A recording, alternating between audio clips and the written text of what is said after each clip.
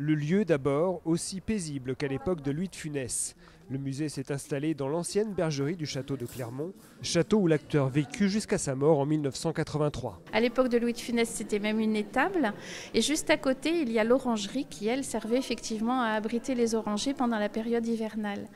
Et donc, c'est bien sur le domaine de Clermont, juste à côté du château. Ça fait partie du château. Ce sont des murs, certainement, qui se souviennent de lui. 170 mètres carrés où lui est rendu un bel hommage, des centaines d'objets, de photos, d'affiches de films. La collection s'est même enrichie de quelques pièces uniques, mises à disposition gracieusement par des collectionneurs ou la famille de Louis de Funès. Le piano de Louis de Funès qui était au château et qui est revenu au château après un séjour vendéen de quelques années.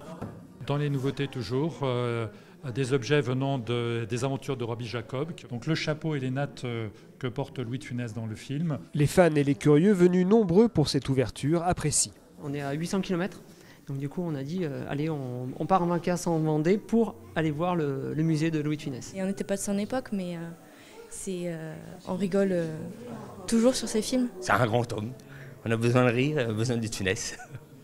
Il faudrait le cloner. Le musée est ouvert du mercredi au dimanche jusqu'au 1er novembre.